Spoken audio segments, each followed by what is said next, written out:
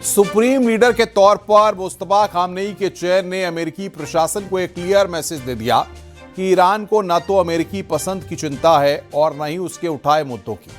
Trump ने कहा था कि ईरान के सुप्रीम लीडर के चयन में अमेरिका का हस्तक्षेप होगा, लेकिन ईरान ने अमेरिका की बातों को हवा में उड़ाते हुए अपने सुप्रीम नेता का चयन कर लिया। जूनियर खामनेई अब अमेरिका के खिलाफ युद्ध का नेतृत्व करेंगे।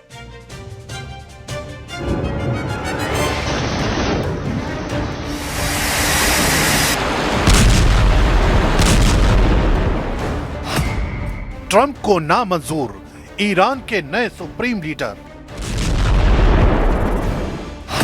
ट्रंप को अखर गई मुस्तफा की ताजपोशी की खबर। ईरान के नए लीडर पर सुप्रीम संग्राम। ईरान और इजराइल की जमीन धमाकों से धधक रही है।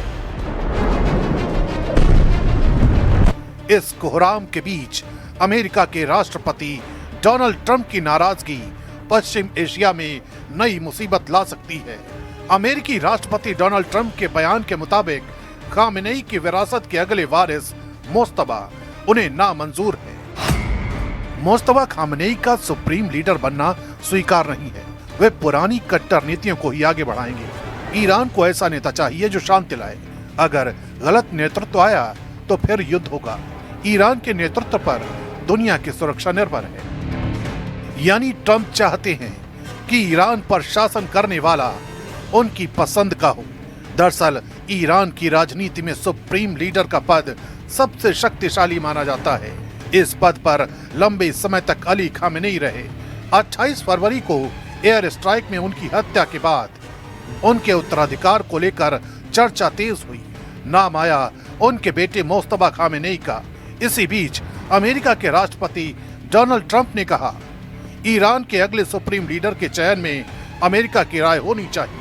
ट्रंप का कहना है कि अगर ईरान में ऐसा नेता चुना जाता है जो पुरानी नीतियों को जारी रखेगा तो क्षेत्र में तनाव बना रहेगा। लेकिन एक्सपर्ट मानते हैं कि सुप्रीम लीडर का पद इतना शक्तिशाली है कि उसका फैसला पूरी तरह ईरान की आंतरिक व्यवस्था के तहत होता है। यही वजह है कि ट्रंप का बयान तेहरान में सीधी दखलंदाजी के तौर पर देखा जा रहा है। अब समझते हैं ईरान में सुप्रीम लीडर को चुने जाने की पूरी कहानी को। ईरान में सुप्रीम लीडर सबसे ऊपर होते हैं। उनके हाथ में अंतिम अधिकार होता है। सुप्रीम लीडर ही न्यायपालिका के प्रमुख यानी हेड ऑफ जुडिशरी की नियुक्ति करते हैं। यही न्यायपालिका प्रमुख आगे गार्डियन काउंसिल के कई सदस्यों की नियुक्ति में भूमिका निभाता है। गार्डियन काउंसिल चुनावी उम्मीदवारों की जांच करती है और संसद के अलावा राष्ट्रपति चुनाव की वैधता तय करती है।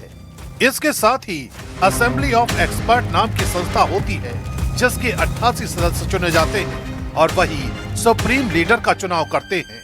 यानी राष्ट्रपति और संसद चुनी हुई संस्थाएं हैं, लेकिन सत्ता का अंतिम नियंत्रण सुप्रीम लीडर के पास ही रहता है। ईरान में सुप्रीम लीडर की ताकत यहीं खत्म नहीं होती।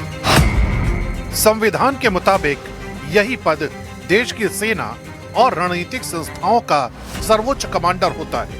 यानी आईआरजीसी समेत सैन्य बल सीधे सुप्रीम लीडर के अधीन रहते हैं। रक्षा नीति, परमाणु कार्यक्रम और विदेश नीति की अंतिम दिशा भी वही तय करता है। सुप्रीम लीडर ही युद्ध या शांति से जुड़े फैसलों को मंजूरी देता है और जरूरत पड़ने पर जनमत संग्रह कराने का अधिकार रखता है। इतना ही नहीं, अगर राष्ट्रपति देश के हितों के खिलाफ काम करता हुआ माना जाए तो उसे पद से हटाने की प्रक्रिया भी सुप्रीम लीडर की मंजूरी से ही आगे बढ़ती है।